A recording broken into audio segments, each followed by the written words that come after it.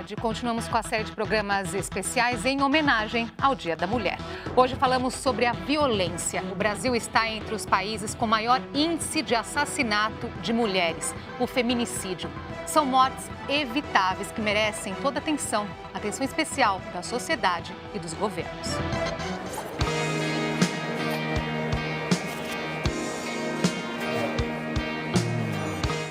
Uma discussão. Ele já estava com o murro pronto e acertou minha cara. Quebrou meu queixo. Quando acordou, ela convenceu o agressor a levá-la a um pronto-socorro. Quando o médico chamou, ele já entrou junto. Eu falei assim, olha, eu bati na minha mulher. Ele já olhou e falou, você bateu nela? Bati, olha. O que você fez? Já olhou pra mim, o que você fez? O problema todo não era eu ter apanhado. O problema é me atrever a reclamar. Isso eu não podia fazer. Agredida em casa, mal atendida no hospital, ela nunca corrigiu a fratura no queixo. É uma das inúmeras mulheres vítimas de violência que não denunciam. Cada vez que uma mulher é maltratada, quando ela vai procurar ajuda para um problema delicado como esse, isso a desencoraja e desencoraja todas as outras mulheres. A Lei Maria da Penha prevê para hipóteses de violência, existe a medida de afastamento, proibição de contato, proibição de aproximação, são encaminhadas com urgência ao fórum. Havendo descumprimento, o agressor pode ser advertido e pode ser preso preventivamente.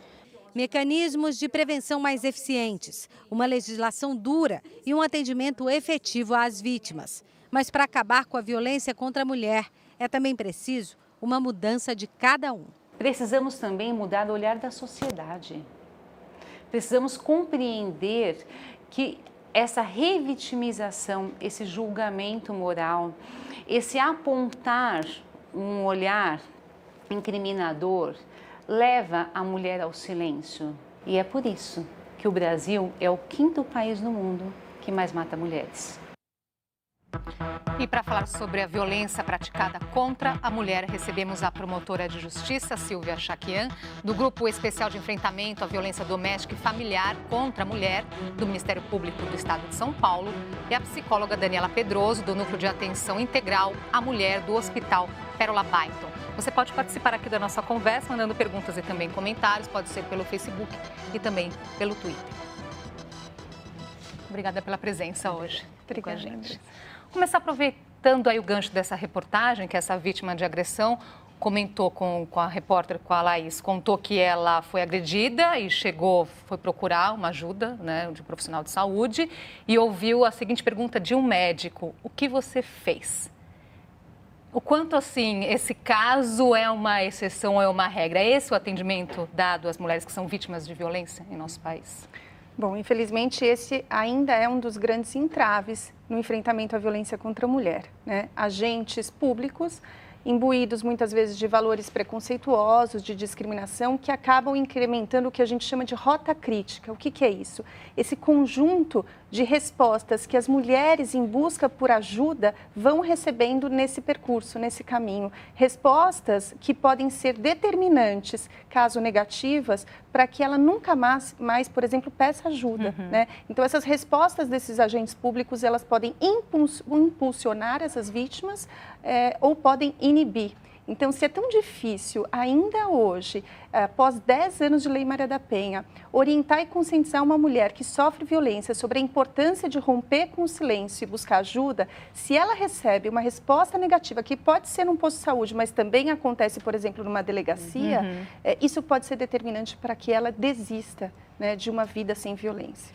Quer dizer, então, tem um efeito também, não só dela desistir de procurar ajuda, como a doutora Silvia colocou, mas, Daniela, de ter um efeito psicológico também. Eu já ouvi de mulheres que disseram, eu parei para pensar, o que eu fiz? Será que eu fiz alguma coisa? Sim, porque a sociedade a culpabiliza e ela acaba adotando essa culpa como dela e realmente pensando, o que será que eu fiz? Então, é bem a história dessa mulher que a gente vê. O que você fez, né? Então, assim, ele bateu...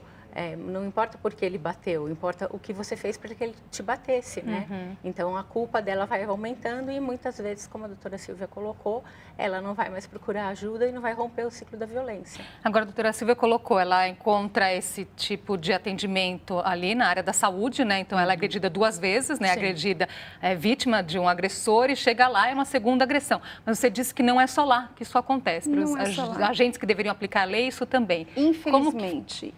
Inclusive, há previsão expressa na Lei Maria da Penha sobre a importância da investirmos na formação e capacitação contínua de todos os agentes, todos os integrantes da chamada rede de proteção e atendimento à mulher em situação de violência, exatamente para que a gente evite essa chamada revitimização por parte das instituições, né? Então, essa capacitação sob a perspectiva de gênero, o que significa isso? Com atenção sobre os aspectos que permeiam a violência contra a mulher. Porque é fato, se nós formos buscarmos nas estatísticas, a Lei Maria da Penha é uma das leis mais conhecidas, se não for a mais conhecida no nosso território nacional. É uma lei consagrada nacionalmente, inclusive internacionalmente. É uma lei moderna, comparada uma lei moderna, assim, pensando em outros países, sem dúvida, uma lei que rompeu com uma tradição de tolerância e omissão em relação à violência contra a mulher, uma lei que trouxe uma série de inovações, um mecanismo integral de proteção e atendimento à mulher. Mas também é verdade que essa sociedade que diz que conhece a Lei Maria da Penha não conhece a fundo os aspectos que permeiam a violência contra a mulher. Então, não é incomum nós nos depararmos com agentes e com a própria sociedade, muitas vezes reproduzindo estereótipos, revitimizando a mulher, julgando moralmente o comportamento social ou sexual de uma mulher que não se encaixe naqueles padrões tidas como aceitáveis numa sociedade ainda tão machista como a nossa. Né? Aproveitar esse espaço aqui para falar justamente desses aspectos, então, Daniela, o que você encontra lá no seu dia a dia. Então, é muito interessante porque o primeiro sentimento depois da vergonha dessa mulher é a questão da culpa mesmo. E aí, muitas vezes ela se fecha e demora para procurar ajuda, e às vezes vai procurar ajuda depois de muitos anos, exatamente por quê?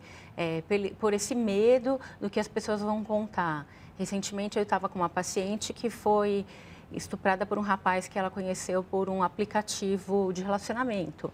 E aí ela falou para mim, como que eu ia numa delegacia e eu ia contar que eu quis encontrar com a pessoa e eu fui estuprada. Ninguém vai aceitar, ninguém vai acreditar. Então, eu não fui na delegacia e demorei para procurar ajuda. As pessoas já estão aqui participando da nossa conversa. O Ricardo Nunes de Souza, ele fala assim que sente falta muitas vezes dos homens nessa discussão, homens contrários à violência contra a mulher, né?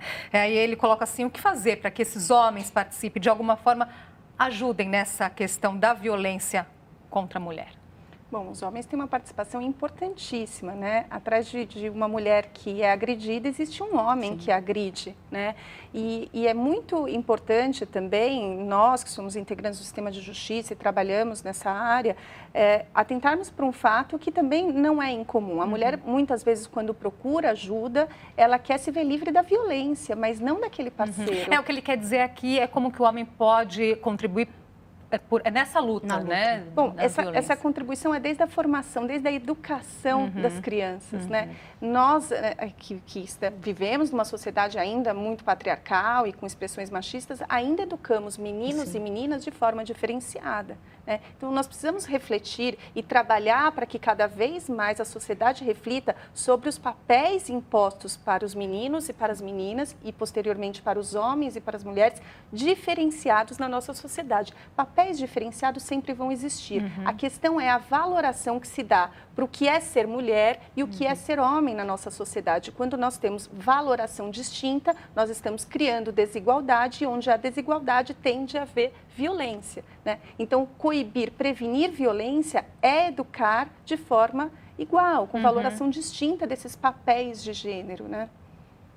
Eu acho que assim... Acho que essa sementinha que é plantada lá, né? Claro, Exatamente. Tudo passa pela educação, né? Mas a partir do momento que começa com essa educação, essa diferenciação ali, isso é coisa de homem, é de mulher, isso que Exatamente. lá, claro, não estamos colocando aqui generalizando, mas é o que pode ali na ponta acabar numa violência a partir do momento que o homem entende que a mulher é propriedade dele, né? E a gente não deve ensinar as meninas a não serem estupradas, a gente tem que ensinar os meninos a não estuprarem, basicamente. E esse é um trabalho que vem desde pequeno, né? Eu acho importante salientar que quando a gente fala de educação, nós não estamos só falando de educação nas escolas. Também é importante educar direitos humanos nas escolas, é importante, respeito à diversidade, tolerância. Mas quem educa é também a família, é também a sociedade e é muitas vezes a mídia, né? Então a mídia também tem um papel aí de responsabilidade na imposição desses papéis de gênero a essas meninas e meninos desde muito cedo. Agora sim, não tem como falar da violência contra a mulher sem falar aqui da Lei Maria da Penha, como já foi dito, mas falando um pouquinho aí dessa intenção de mudança. Existem 89 projetos de lei que estão tramitando no Congresso com o objetivo de mudar a Lei Maria da Penha. É preciso mudar a lei? Porque chama atenção esse número tão grande aí de propostas de mudança. Muito. Me preocupa muito essas tentativas de reforma, de emenda e de mudança da Lei Maria da Penha, considerando que muitas das políticas públicas contempladas na Lei Maria da Penha, políticas públicas que vão desde o trabalho de educação até, como você mencionou, de ressocialização ou reeducação dos homens autores de violência, ainda não saíram do papel, ou seja, não foram efetivadas, implementadas de forma completa, plena e efetiva. Então, falar de modificação numa lei que trouxe muitos avanços. Então, na verdade, que a lei está aí, as leis existem, a Maria da Penha, a lei do feminicídio, o que falta é implementar. O que falta é implementar e nós precisamos... E por que não acontece? Nós precisamos ter em mente, primeiro, é importante saber, e o anseio da sociedade precisamos buscar a redução dos índices de violência e acreditar que a lei vai dar conta exclusivamente desse problema, que não é só penal, é também sociocultural. Então, em primeiro lugar, a legislação importantíssima e é parte nessa luta, mas não vai dar conta sozinha de um problema que é da estrutura da nossa sociedade. Fora isso, essa lei precisa de vontade política para sair do papel. Então, essas políticas públicas que vão desde a proteção da mulher que sofre violência até a educação, passando por esse trabalho relacionado aos homens, campanhas, enfim, uma série de políticas públicas contempladas na lei ainda não foram plenamente implementadas. E muito desse índice de violência que nós temos aí se deve também a isso. Quer dizer, não é modificando a lei, não é criando novo tipo penal, novos crimes que nós vamos coibir essa violência que está aí ou reduzir esses índices de violência. Mudança que se faz necessária, a mudança de comportamento, a mudança cultural e essa é muito mais difícil, não é? Porque vem da base da nossa educação, vem de dentro de casa. É o que a doutora Silvia colocou, não adianta deixar a responsabilidade só para as escolas, por exemplo. É uma conscientização que você tem que ter sempre, todo dia, dentro da sua casa. As mulheres que chegam lá no Pérola Baito em busca de ajuda, que perfil elas têm? São mulheres jovens, na faixa dos 20, 22 anos de idade. São solteiras, na maioria das vezes professam alguma religião. E elas, quer dizer, e de classes sociais? Todas. De todas as classes sociais. Sim. Agora, voltando um pouquinho nessa questão das mudanças, né? Tem uma que está chamando bastante atenção aí, gerando polêmica entre parlamentares, entre juízes e delegados, que é passar também certas decisões para o delegado, que antes cabiam ao juiz, não é? Isso. Doutora Silvia, ainda cabem ao ainda juiz. Que cabem hoje ao juiz. Essa é uma outra dividir mudança. um pouco, né? Exatamente. Essa é uma mudança, essa mudança diz respeito às medidas protetivas, ou seja, aquelas medidas de urgência, de afastamento do agressor do lar ou de proibição de contato, fixação de um limite de distância para que o companheiro, companheira, parceiro ou ex-parceiro não se aproxime da mulher. Essas medidas, elas são decretadas por decisão judicial pelo juiz ainda hoje. Há essa tentativa de transferir também para a autoridade policial. Eu vejo também com uma certa preocupação essa mudança, uma vez que nós ainda temos uma série de entraves e de obstáculos para serem ultrapassados nas delegacias, em relação ao atendimento, como a gente começou aqui falando. Se nós fizermos uma pesquisa com as mulheres, com a população em geral, sobre as maiores queixas das delegacias, vai aparecer essa questão do mau atendimento, né? E isso implica na falta ainda de capacitação adequada sob a perspectiva de gênero de todos esses agentes que trabalham nas delegacias, passando por delegado, escrivão, escrivã, enfim. Nós precisamos, então, dar um passo primeiro para depois pensar nessa reforma, isso na minha opinião. Então, precisamos buscar a estrutura adequada dessas DDMs, dessas delegacias especializadas e as outras também, para que, então, nós possamos pensar nessa mudança legislativa. Me preocupa essas mudanças da Lei Maria da Penha. Isso pode abrir uma brecha, enfraquecer mesmo uma legislação... Todas essas propostas, né? Que ainda são não muitas saiu do que papel. ainda, que nem o que está lá Sim. ainda já não... Que precisa ser implementada de forma plena e efetiva. Exatamente. Mas podemos, de alguma forma, dar alguma notícia boa no sentido, né, dessa mudança de comportamento que é tão importante, dessa transformação? As pessoas, assim, refletem mais sobre o assunto? Eu acho que E consegue identificar o que é o desrespeito à mulher? Falando aí de 10 anos da Lei Maria da Penha, 2 anos da Lei do Feminicídio. O que mudou nesses anos aí da sua experiência lá, Daniela? Olha, o que eu observo é que, assim, hoje a mulher sabe quando, na maioria das vezes, ela tem consciência quando ela chega no serviço de saúde do que aconteceu com ela, do que está acontecendo com ela. E aí a gente tem um aumento nesses 10 anos de casos muito grande. Aí as pessoas falam, está acontecendo mais violência contra a mulher? Não, na verdade o que está acontecendo é mais a procura de um serviço de saúde, a notificação desses casos do que acontecia 10 anos atrás. E ainda assim é subnotificado, E ainda assim né? é subnotificado. Quer dizer, o número ainda é bem menor. Bem maior do que os números que nós trazemos aqui. A gente recebe bem menos. Nós vamos fazer uma pausinha aqui na nossa conversa e a gente volta já.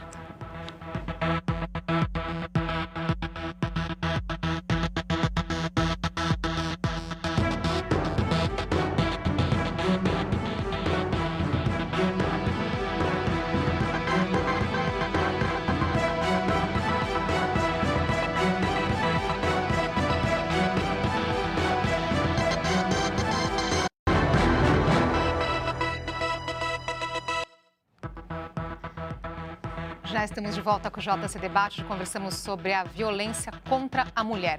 Com a gente, a promotora de justiça, Silvia Chaquian, e a psicóloga Daniela Pedroso. Vamos voltar aqui mostrando aqui no telão uma pesquisa que foi feita pelo Instituto Patrícia Galvão, Instituto Locomotiva.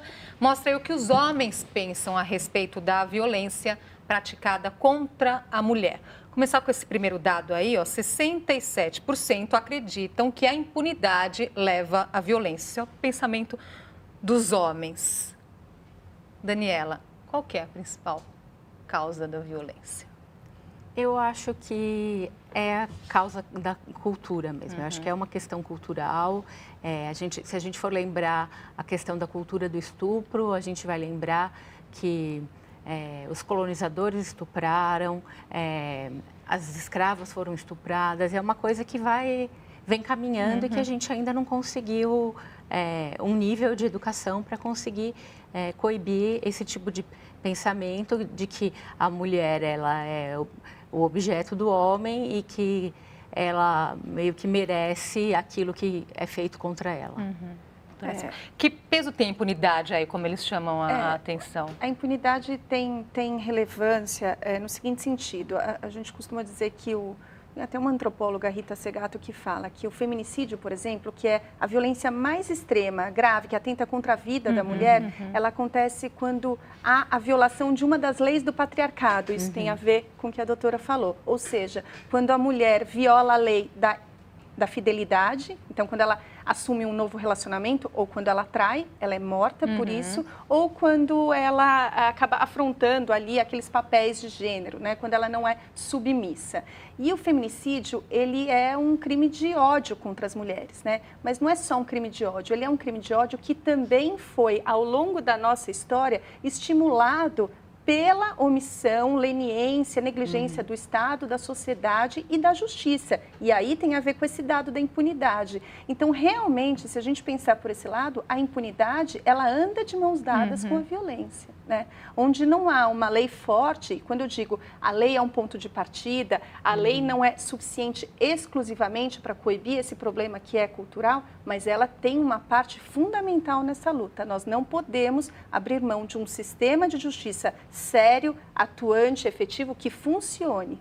Então, acho que esse dado é importante nesse sentido. O próximo ainda nessa pesquisa, né, em respostas espontâneas, apenas 2% dos homens admitiram ter cometido violência. Né? Isso naquela resposta assim, você já cometeu violência contra a mulher? Então, não, apenas 2% reconheceram. Mas quando ela é apresentada uma lista de situações de violência, mostrando para esse homem o que é essa violência, aí já sobe para 18%. Aí 18% se reconhecem sim como agressores. O que mostra também, Daniela, gostaria que você comentasse sobre isso, a violência não é só física, né? Porque é muitas vezes também um problema que nós encontramos aí nos setores na área da saúde, também nas nossas delegacias, que é preciso a mulher aparecer ali toda machucada, com o olho roxo, para...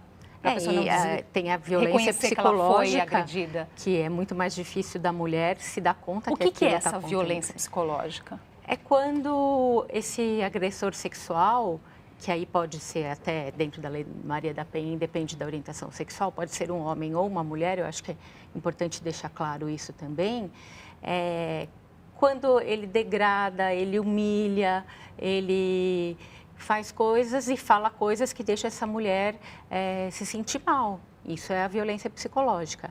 E eu acho que você toca num ponto muito importante. As mulheres que chegam no Pérola Byton, por exemplo, que foram estupradas, elas não trazem um olho roxo para a gente para provar que elas foram violentadas. Não se vê uma marca física no corpo delas. E a marca física é o que dá maior credibilidade para o senso comum de acreditar naquela violência, e elas não carregam essa marca. É justamente a pergunta que chegou aqui da Suzana Vieira, ela pediu para comentar justamente isso. Ela fala que é importante reforçar que a violência contra a mulher não se dá de forma exclusivamente física e afetando psicologicamente as mulheres, o que causa danos até muitas vezes maiores do que a violência física.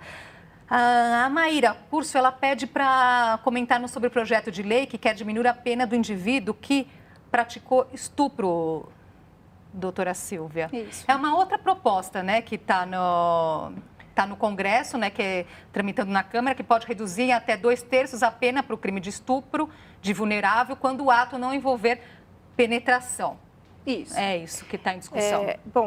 Estupro de vulnerável, aquele estupro praticado do Código Penal, artigo 217-A, estupro praticado contra menor de 14 anos. Portanto, nós estamos falando aí de uma violência sexual que atinge crianças e adolescentes, na maioria, ou pessoas que não podem consentir, né, portadores de algum tipo de deficiência que incapacite esse consentimento. Então, é desse estupro que nós estamos falando e não do estupro mediante força física ou violência psicológica, o estupro da mulher adulta.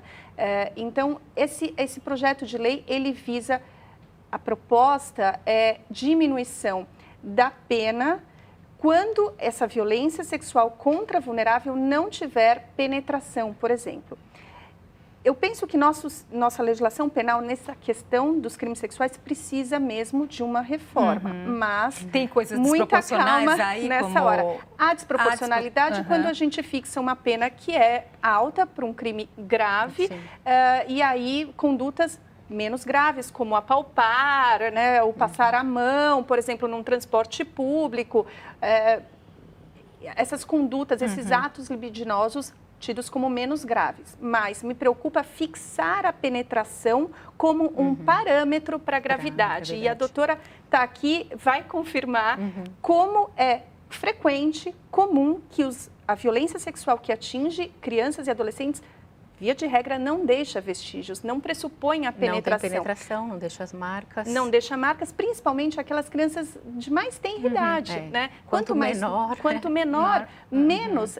Mas são condutas invasivas, que atingem, que violam a dignidade sexual dessas crianças e adolescentes. Então, esse projeto, eu penso que tem um objetivo, digamos assim, que merece ser considerado, mas é preciso muito debate, muita discussão e muita cautela quando a gente trata de crimes gravíssimos como o estupro de vulnerável. Estamos falando de uma mudança tão importante na lei. Sim, e o Daniela. impacto, não dá para você medir um impacto diferente e maior se houve penetração ou se não houve. E esse impacto para uma criança pequena, se não for cuidado, vai acompanhar ela durante a vida toda. E aí ela vai se envolver em mais relacionamentos abusivos e vai sofrer outras formas de violência. O Márcio de Lima, ele fala o seguinte: sempre quando algum homem assume que agrediu uma mulher, sempre colocam a culpa ao excesso do álcool. Isso demonstra uma enorme covardia, até mesmo na hora de assumir esse imenso erro. Isso acontece também? Acontece, porque aquilo, ele é ótimo até que ele bebe. Mas ele só fez isso porque ele bebeu. Então, assim, a mulher também acaba usando isso muitas vezes como uma desculpa para justificar o comportamento desse homem que ela ama e que muitas vezes ela quer estar junto, que é o companheiro dela, que é o pai dos filhos dela, que é quem provê a casa. Então, isso ainda aparece muito. É importante compreender que a causa da violência de gênero, a violência contra a mulher, ela é interna. Sim. Ela não está em fatores externos como álcool e droga. Esses são gatilhos, vamos dizer assim, né? Potencializam a violência, mas a causa é interna e diz respeito, como a doutora já falou, a questões da nossa sociedade, a questões culturais, né? Tem um tempinho aí para um último comentário, Daniela.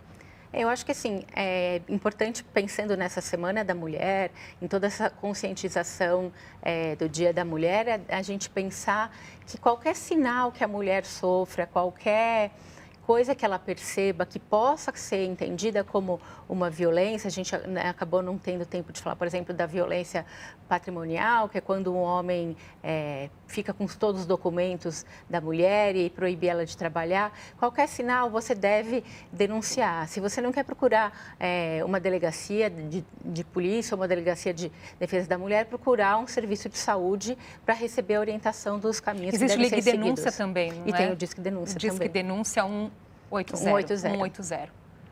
Bom, eu sempre gosto de finalizar de uma forma otimista, né? Então, nesse mês da mulher, eu acho que a gente precisa deixar aqui claro que nós tivemos avanços.